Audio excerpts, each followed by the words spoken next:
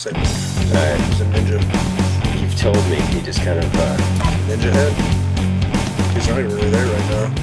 No, if I look around, he's not going to be there. That's awesome.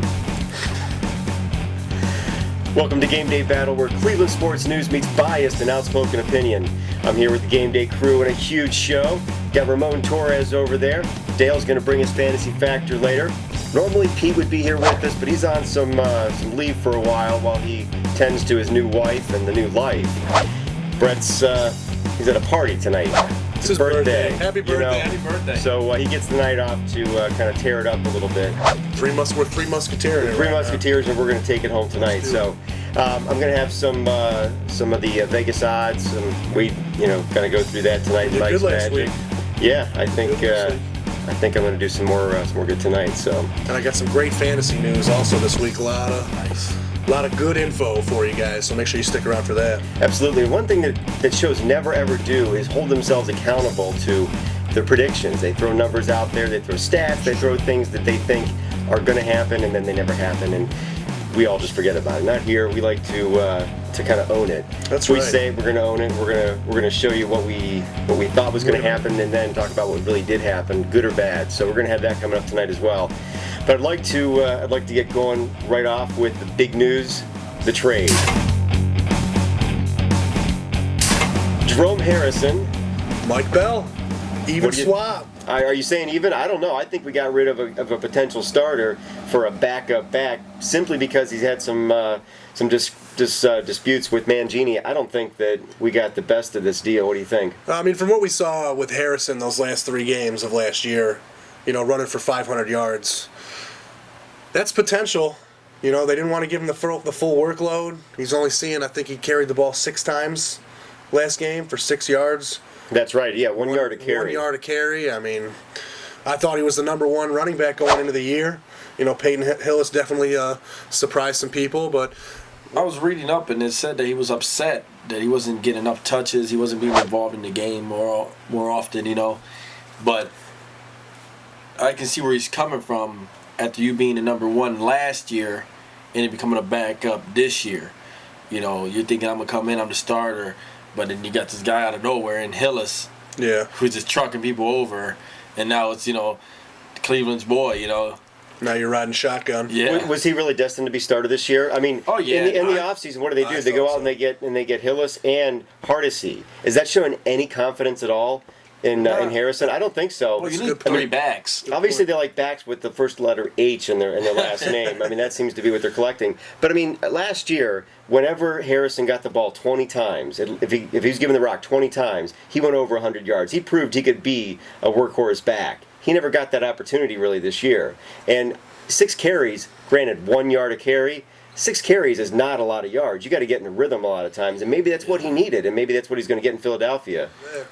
Well, we get Mike Bell. Even if we're okay with getting rid of Harrison, is Mike Bell going to be an upgrade of the position? Are we kind of just breaking even? He's going to be a number 2 guy. I think he's going to be a number 2, but he's got that same stature as Hillis. So maybe when they bring Hillis out, they'll bring him in. Just power, yeah, power run because in Harrison we had a little shake and bake guy, but he couldn't even get that done. This kind of smells like a running back controversy. It kind of does, doesn't it? Add that to the list. Yeah. Go ahead. Swallows it down. Now we've got the decision. Colt McCoy, throw him to the Dogs against the Steelers. I mean, really? Could you have picked a worse week, really, to start the guy? It's really a bad situation to start a new quarterback. It really is, especially a guy like Colt McCoy who wasn't a dominant. He won. He won from the day he took over the ball at Texas. Yeah, and I watched him because I was in Texas for a long time, and he's got some talent. I just never saw an NFL quarterback in him. Right. I never did. I mean, he doesn't make those good deep throws that you need to make. Those put the ball down the sideline. Yeah, and he had one of the biggest offensive lines in college football to Texas, throw from behind, and some outstanding receivers, a good system. He only really showed one good game in the preseason. Right. The first 2 games I saw him in, I couldn't believe what I saw. I couldn't believe we even drafted him. Then I think the 4th game he went like 12 for 12 or something and showed a little sign of something nice. But I do not think he's ready to go handle the Steelers in Pittsburgh. I don't think any quarterback we have on the roster is ready to handle the Steelers, especially the new guy. You know, why not put him out there versus the best? That way, when we play these other sorry teams, Detroit, so to speak, you know, those teams like that, you know, he'll go out there and just go off. So you're ready to? The future is now, Ramon. You want to see it now. I mean, see if he's this got city it. wants to win now. We invested money in him. I'm not liking it No. at all. I don't know. I think Pittsburgh's gonna. I mean, isn't that what we do here in Cleveland? Is we look at the most optimistic, best possible situation that we know is never going to happen. What if he comes out and lights it up? What if he doesn't die? What if he doesn't get his head knocked off and he survives and we have a quarterback next week? He's got to look better than Delhomme out there. Did you see Delhomme? He looked like a little kid, like lost. Like, oh my God, this is the last game I could probably ever play in the NFL. Yep. It was all over his face, man. He looked like a washed up old man out there. Like, he took the snap. Fear in his eyes. It wasn't even a drop back. It was like a pedal back, like with 2 feet, you know, like a penguin, like flat footed. Like a penguin. You know, like no deer in headlights. No in that throw. He didn't step in. Not into one throw he stepped into.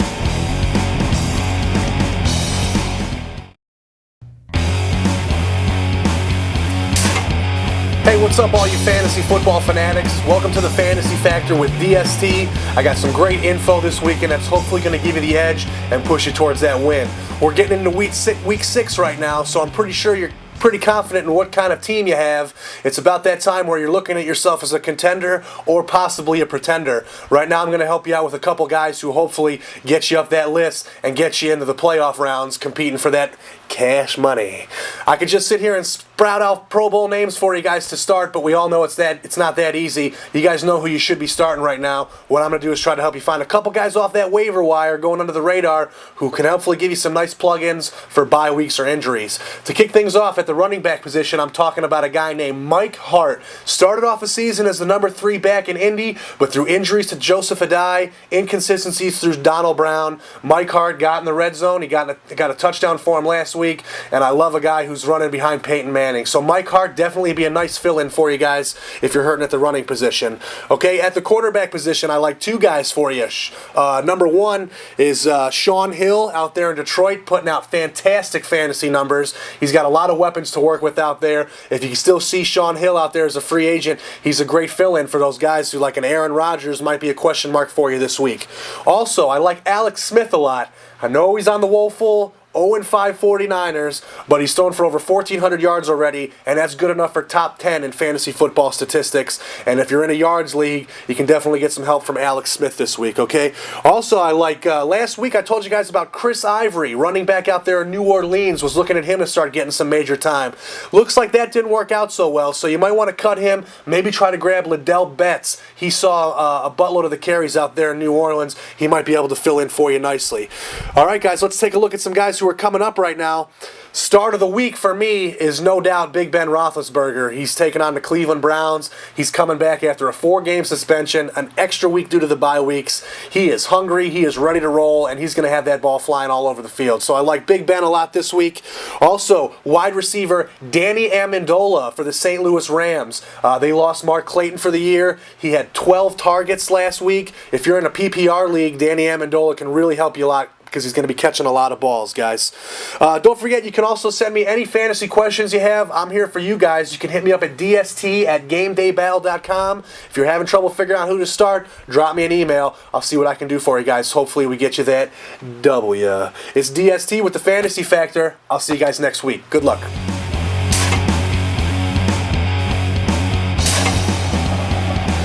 Welcome, odds makers and odds breakers, to Mike's Magic. The Vegas odds are out, and I've got a few games I want to talk to you about. I was 2-2 last week, so it's kind of that's even money. Can't go wrong there. This week we're going to try to break the book. I want to talk to you first about the Saints and Tampa. Tampa's got 4 points. You know, the Saints are going to win the game, and when they get rolling, they get rolling. They're going to dominate. I think it's a good bet to take. Now, on Monday night, Titans and Jaguars. Neither team is scoring a lot of points. I'd go with the under. 45 points, that's a lot, especially for these two teams. Also, Manning and the Colts taking on the Skins. They're going to beat the spread. I think that's a lock as well. Though I hate to say the word lock because you never know what's going to happen, but it's a pretty sure bet. Now, you're not supposed to bet on your own team because there's a lot of emotion involved. I'm going to do it anyway, though. The Browns and the Steelers, neither team, I think, is going to have a very well-functioning offense. 37.5 points is kind of a lot of points when you're talking about field goals and maybe a touchdown or so. So I'm going to go with the under on that. I think it's a good way to go. That's all I got for you today. I'll be back next week with a few more picks. Until then, have fun, and you're welcome.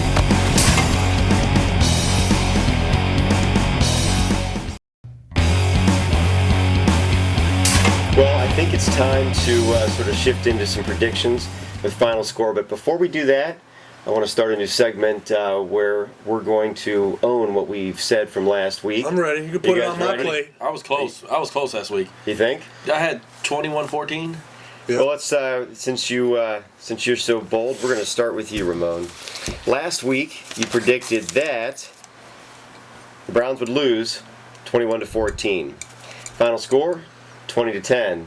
Yeah, that's too far off, man. That wasn't a bad Not too bad. a bad prediction. Not too bad. Still a 10-point difference. Yeah, definitely. Yeah.